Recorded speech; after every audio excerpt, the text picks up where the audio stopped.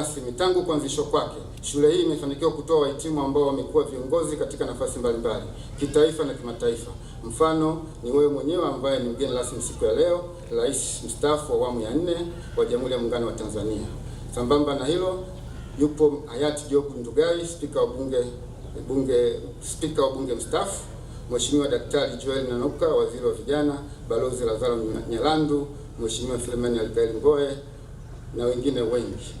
Kwa upande wa taaluma, tumeendelea kuboresha na kudumisha ufaulu bora kama nilivyoeleza hapo awali.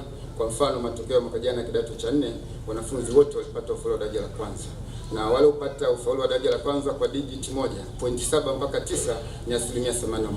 Mheshimiwa mgeni rasmi, tangu kuanzishwa kwake, shule hii imefanikiwa kutoa wahitimu ambao wamekuwa viongozi katika nafasi mbalimbali kitaifa na kimataifa. Mfano ni wewe mwenyewe ambaye ni mgeni rasmi siku ya leo, Rais mstaafu wa awamu ya 4 wa Jamhuri ya Muungano wa Tanzania. Sambamba na hilo, yupo hayati Job Ndugai, spika wa bunge mstaafu, Mheshimiwa Daktari Joel Nanuka, waziri wa vijana, Balozi Lazaro Nyalandu, Mheshimiwa Filemani Alikaeli Mbowe na wengine wengi. Kwa upande wa taaluma, tumeendelea kuboresha na kudumisha ufaulu bora kama nilivyoeleza hapo awali. Kwa mfano, matokeo ya mwaka jana kidato cha 4, wanafunzi wote walipata ufaulu wa daraja la kwanza, na wale upata ufaulu wa daraja la kwanza kwa digit 1.7 mpaka 9 ni 81%. Lakini tumefanikiwa kuwawezesha wanafunzi 71 waliomaliza kidato cha 6 mwaka jana kupata ufadhili wa Mheshimiwa Rais Samia Scholarship. Sambamba na hao, tulifanikiwa kuwawezesha wanafunzi 10 wengine kupata Samia Extended Scholarship. Vigezo ni ufaulu bora, uzalendo na nidhamu. Tumefanikiwa kuwawezesha wanafunzi 7 waliohitimu kidato cha 6 mwaka 25 kupata tunzo zilizotolewa na ofisi ya mkemia mkuu wa serikali kwa sababu ya kupata ufaulu bora kwenye masomo ya biolojia, kemia, fizikia. Kwa sababu ya muda sitawataja majina ya wanafunzi. Tumefanikiwa kumwezesha mwanafunzi mmoja wa kidato cha 5 kupata ufadhili wa kusoma Afrika Kusini, chuo cha African Leadership Academy. Lakini pia mwaka 2025 tulifanikiwa kutoa washindi wawili kwenye mashindano ya uandishi wa insha ambayo yaliratibiwa na SADC, na tulitoa wanafunzi wawili ambao walipata zawadi. Wa kwanza alipata dola za Kimarekani 300 na wa pili alipata dola za Kimarekani 200.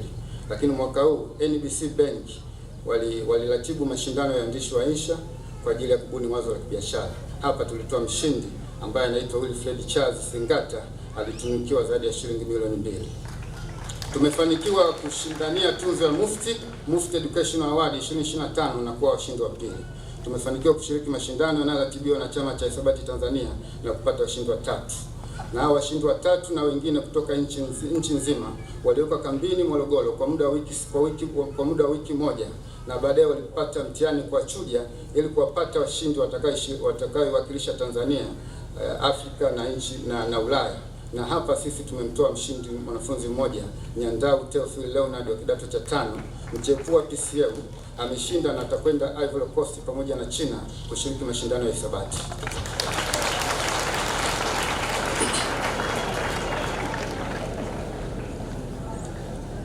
Tumefanikiwa kushiriki miradi ya pamoja na baadhi ya shule nchini Sweden, na kwa mwaka 2025 wanafunzi wawili walipata fursa ya kwenda Sweden Regional Gotland kwa ajili ya kufanya wasilisho la mradi. Wanafunzi hao ni Shadrack pamoja na Dedat. Tumefanikiwa kuwaunganisha wahitimu wa shule ya sekondari Kibaha alumni na hatimaye wameanzisha umoja wao unaojulikana kwa jina la Kisan, Kibaha Secondary Alumni Network. Tumefanikiwa kuendelea kutumia nishati safi na kuendelea kutunza mazingira. Changamoto. Mheshimiwa mgeni rasmi, kwa sababu ya ongezeko la udahili, shule yetu ina changamoto ya upungufu wa madarasa 10, maabara ya kompyuta 1, ukumbi 1 na ofisi za walimu. Harakati za utatuzi wa changamoto. Mheshimiwa mgeni rasmi, katika jitihada za kupambana na changamoto hii, uongozi wa shule uliamua kuanza ujenzi wa jengo la ghorofa 1 ambalo litakuwa na madarasa janja makubwa 3, maabara ya kompyuta kubwa na ya kisasa, ukumbi wa kisasa na ofisi za walimu. Tunahitaji kujenga jengo la ghorofa kwa sababu majengo yetu ya madarasa ni ya ghorofa. Kwa kufanya hivyo, tutatekeleza maelekezo ya serikali na kudumisha muonekano mzuri na bora wa shule yetu. Tunahitaji kuwa na madarasa janja ya kutosha ili tuweze kuimarisha miundombinu ya ufundishaji na ujifunzaji kwa kutumia teknolojia. Katika harakati za utekelezaji wa mradi huu, Uongozi wa shule uliwashirikisha wazazi na wadau mbalimbali kwa kuchangia, na wazazi walichangia fedha ambazo zimewezesha kujenga jengo lile kwa hatua ya msingi kama ulivyoona. Ombi mahususi. Mheshimiwa mgeni rasmi, kwa heshima na unyenyekevu mkubwa, kwa niaba ya Jumuiya ya Shule ya Sekondari Kibaha, tunaomba utusaidie kupata fedha kiasi cha shilingi bilioni 3.8 kwa ajili ya kukamilisha ujenzi wa jengo la ghorofa moja pamoja na vifaa vyake. Kukamilika kwa ujenzi wa jengo hili utaisaidia shule kupunguza uhaba wa madarasa na kuimarisha miundombinu ya ufundishaji na ujifunzaji kwa kutumia teknolojia. Shukrani. Mheshimiwa mgeni rasmi, tunamshukuru sana Rais wa awamu ya 6 Mheshimiwa Daktari Suluhu Hassan kwa kuendelea kutuletea fedha za ruzuku pamoja na fedha za miradi. Nimesema milioni 302 na nimeitamka milioni 500. Mheshimiwa mgeni rasmi, tunakushukuru wewe binafsi pamoja na wadau na watu wote kwa ujumla kwa kutenga muda wa kuja kushiriki nasi kusherehekea mahafali 59 ya wanafunzi wa kidato cha 6 katika wanafunzi wa kidato cha 6 shule ya sekondari Kibaha.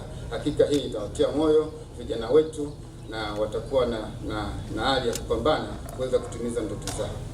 Namshukuru mkuu wa mkoa kwa maelekezo na kwa usimamizi madhubuti, mkuu wa wilaya kwa kuendelea kuimarisha ulinzi na usalama, mkurugenzi mkuu wa shirika pamoja na mkurugenzi wa manispaa ya Kibaha kwa kuendelea kutatua changamoto za shule.